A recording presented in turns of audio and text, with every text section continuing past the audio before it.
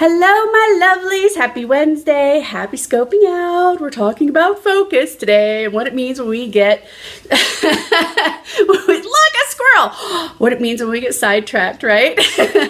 Are you feeling a little scattered lately? I was for a long time. And the whole reason we're talking about this is because if you've been following Conscious Conversations, that's the talk that I do with Dr. Sandra Thibault every Monday at about 2 o'clock in the afternoon Mountain Time. We have been on a 30-day distractions challenge. And how this started was, for me, it was actually a marketing challenge. So in my business, I've been pretty open with you guys that marketing is hard for me. I talked a little bit about it a couple weeks ago, about how I've challenged myself. No new content for 30 days unless it's directly marketing related, right? And she jumped on board. She's like, oh, that's amazing. I'll do that. Only I want to do it with this other thing. She was getting so caught up in the minutia of her business, like the Google Analytics, that she was wasting her time there. She totally took what I was saying, where I was saying content creation, which is what I really enjoy doing, became the distraction from the marketing, which is what I really need to be doing if I want to scale my business, right?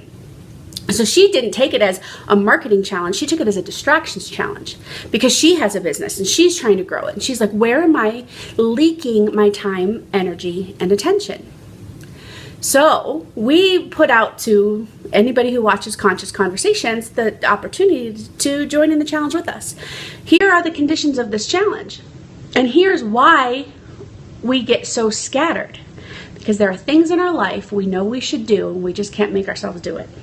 The things we have the most resistance to. Now, I'm not talking alarm bells resistance, right? If you have alarm bell resistance, run. Oh, Colleen. It's like, no, not me. You're talking about me. I don't want to. It's okay. We're talking about everybody because we all do it, right? The thing is, the alarm bells resistance, we know. When we get an intuitive hit that somebody's dangerous or going a direction is bad, we quickly turn tail and go the other way. No problem. There's no distraction there, right? There's no like hem and haw, pros and cons. No, you run. You run like hell in the opposite direction, yeah? What I'm talking about is those things that we're being called to do. We know we want to, maybe it's eating better, or maybe it's just spending more time with friends, having dinner parties. Maybe it's something that's completely social because you're kind of like in your routine, your rut of going to work, coming home, getting the kids ready, and then that's all you ever do. Whatever it is that you kind of know you should do, you kind of want to do, but you're just not doing it. What ends up happening is, rather than put aside the things that are drawing you away from that thing you should do. I hate that word should, but I think we can all relate with the guilt that goes along. Like Colleen did the little monkeys with the no. There's amount of guilt that goes along by not doing these, right? Yeah, the shoulda, coulda, wouldas. So even though I hate using that word, that's how it feels. We should be doing these things. And what we want to do is when we find that there's these things we should be doing, we want to do, chances are good they're going to fundamentally change us. Chances are good they're going to give us a little either energetic shift or intellectual shift or an emotional shift or something, and that is going to change our paradigm. Look, if you're being called to do more meditation or take more walks or something, that is going to change the way you spend time with yourself, the way you start to think about your world. And that is going to change the way you start having conversations with your family or your friends or your perspective. Maybe you're no longer happy with the gossip at the water cooler at work because suddenly you're like, you know what? This isn't the truth anymore. This doesn't feel good anymore. So how do you then take that little shift and take the risk it's going to change the dynamics in your outer world? And trust me, it will. The fear is that it will impact it negatively, right? That we're going to lose some people, we're going to lose our inclusion, we're going to lose respect, whatever those things are. Maybe. Sometimes that happens. Sometimes people go, ooh, I don't like this new you. I don't like you talking about energy and woo-woo spirituality stuff. We talk about how awful the boss is, and that's all we talk about, right? Like that's where people's minds go. But here's something else that happens. As those relationships begin to fizzle out, as those relationships kind of stop meaning as much to you, as you stop investing into those, not only do you take more joy in the thing you, for a while, was a guilt thing. I should be doing this. So not only do you take more joy and entertainment and fulfillment out of the thing you're doing, but now there's space for the people who speak this language to come into your life. Now there's space for some other people who are more whole, more complete, more happy, more part of what you're doing, to come in and help you refill your battery. Because what's happening is all of that scattered energy into all of these other areas is doing exactly that. It's scattering your energy. There's nothing to take that, hone it, ball it up, and then move it one direction, right? So the question is, okay, if that's the problem, all right, yay, Triffany, you identified the problem. We can't commit to change we don't want to make. Oh, we all knew that, right? If that's the problem, then how do we fix it? And the way we fix it is, for me, it was a 30-day challenge, right? For me, I very quickly identified the thing that I had resistance to, didn't really want to do, and I gave myself 30 days.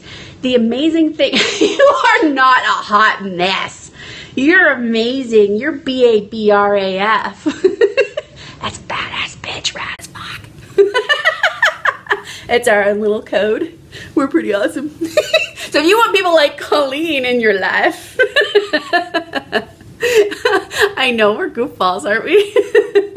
Well, you see how we can. No, you do. You do want people like Colleen in your life.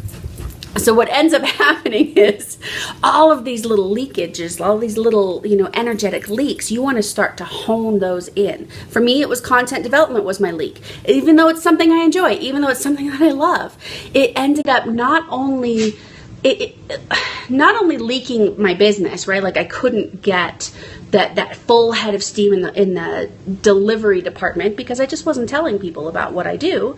Not only that, but it became this unintentional drip of my energy to places that weren't helping me meet my goal. Do you understand the difference? Like, yes, marketing, but more energetically, it became this way to sort of disperse what I needed to be whole. So how do you fix that? You fix that by asking yourself those questions. First of all, what's one thing? Just pick one thing. Don't try to do it all at once. Pick one thing. What's one thing I know I should be doing? I hate that word, but that I'm not. And then go look at the thing that's distracting you from that. What is distracting you from that? And where can you make change? So let's just say, for argument's sake, it's meditation. All or nothing. No, it's not all or nothing. She says she's guilty of all or nothing. No, it's not all or nothing. And this is how we practice this, right? So what is distracting you from, let's say it's meditation. What's distracting you from meditation? And then you begin to look at where you can, of course I picked meditation. This one's for you, Colleen. You look at ways that you can begin to integrate that change. So for me, it was easy. I've got older kids. I'm not having to make them breakfast, make them dinner, and I get a work day because they're at school or work, and I get hours that are dedicated to what I do. So that's helpful, right? So I could very quickly make this change. But let's say all you're trying to do in a day that is already packed is meditate. Then where's the distraction? What's the thing that you fool yourself into thinking you need to do that you could at least back off of? Obviously, I'm not backing completely off of content creation because I still have to do it for my marketing stuff. But there's something you're using as an excuse that is dispersing your energy. So identify what you should be doing. Identify what is distracting you. And then the very next thing is to make a promise to yourself to change it in one simple way. It does not have to be all or nothing, Colleen. It does not have to be that way. So what is one simple change you can make? In this case of meditation, you would be surprised at how much changes and shifts for you with just 3 minutes a day, or 3 minutes 3 times a day. I'm not even joking. And if you want to know an easy, there's a meditation package, a 3-minute, a 9-minute, and a 20-minute meditation package on my website. Go to tiffanyhammond.com/meditation. I think it's like $7. I don't know. It's like, just go get it. Use the 3-minute one 3 times a day, and you won't believe the shift that begins to happen. You won't believe what happens. Meditation in particular, not to just turn this into a pitch about meditation, but it actually thickens the gray matter in the part of your brain that processes emotions, compassion, forgiveness, patience. Oh my gosh, it helps you move your short-term memory to long-term memory. So it improves your memory, which improves your sleep, which you wouldn't even believe the changes. 3 minutes, 3 times a day. Colleen says it's true, it's amazing, but don't tell Triffany I admitted that. You're doing it, Colleen, even if it's in fits and starts, you're doing it. And that is the 4th piece right there. And I'm so glad you brought that up. Give yourself some freaking credit for the progress that you make, regardless of what your personal challenge is, regardless of what your new focus is. If you are doing it once a week, you are doing it. Don't even think about 6 times a week you're not doing it. Think about, I did that last week, or I did that yesterday, or I did that this morning. Celebrate every single win you have, because what's going to happen is you're going to feel the joy eventually, once you can get around that guilt. You're going to feel the joy of having accomplished it, and your attentionality is going to turn to the ways that is actually improving and helping you fix what it is you're working on. Attentionality is that thing that turns, you buy a certain kind of car and suddenly you see that everybody has that car. That's attentionality, right? It shifts your ability to see what has always been there as a success, as progress, as forward movement. But you couldn't see it because you were looking at all the ways you were screwing yourself over. So those are the 4 pieces. Identify the should, identify the could, right? Like, what is the distraction? What could I be dialing back? Make whatever small change you can make, and then focus on the win.